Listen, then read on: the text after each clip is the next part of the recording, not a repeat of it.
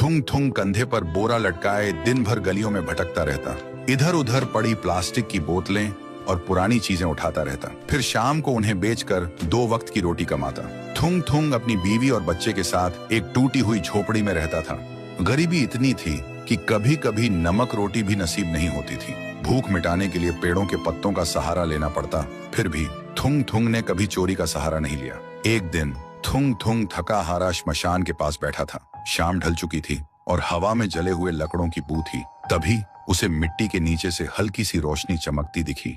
वह धीरे से उठा और मिट्टी खोदने लगा। कुछ ही देर में उसे जमीन के अंदर से एक पुराना सा लोहे का घंटी वाला दिया मिला। जैसे ही उसने उसे उठाया, एक भारी आवाज गूंजी, जो भी इस दिए को जगाएगा उसकी हर इच्छा पूरी होगी, लेकिन बदले में उसकी सबसे प्यारी चीज चली जाएगी।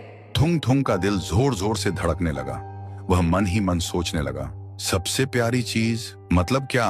वह घर लौटा और बीवी को सब बताया। बीवी ने ध्यान से सुना। उसकी आंखों में डर भी था और थोड़ी सी उम्मीद भी। फिर बोली, 3 दिन से बच्चा भूखा है, क्यों ना पहले खाना मांग ले। थुंग थुंग ने कांपते हाथों से दिया जलाया और धीरे से बोला, हे दिए, मेरे भूखे बच्चे के लिए अनाज दे दो, बस पेट भर खाना दे दो। अचानक पूरी झोपड़ी अनाज और रोटियों से भर गई। बीवी खुशी से रो पड़ी।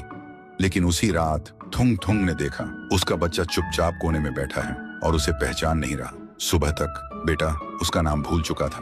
थुंग थुंग टूट गया, लेकिन घर में अनाज था और भूख खत्म हो चुकी थी। उसने खुद को समझाया, बाद में बच्चे का इलाज करवा लूंगा। फिर उसने सोचा, एक और बार इस्तेमाल कर लेता हूँ। इस बार उसने मांगा, हे दिए, पक्का मकान और दुकान दे दो। पलक झपकते ही टूटी झोपड़ी की जगह एक सुंदर पक्का घर बन गया और बगल में भरी हुई दुकान खड़ी थी।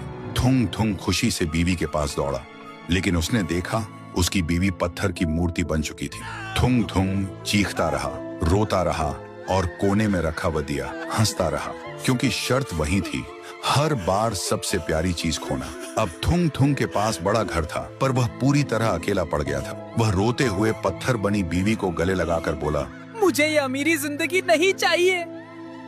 मेरी बीवी और बच्चे को पहले जैसा कर दे, भले ही हम भूखे रहें। दिए की हंसी अचानक रुक गई। एक तेज रोशनी हुई।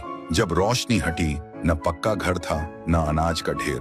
फिर वही पुरानी टूटी हुई झोपड़ी थी, लेकिन सामने उसका बच्चा खेल रहा था और बीवी मुस्कुरा रही थी। थुंग थुंग ने सुकून की सांस ली और उस मनहूस दिए को वापस श्मशान ले जाकर मिट्टी में हमेशा हमेशा के लिए दफना दिया।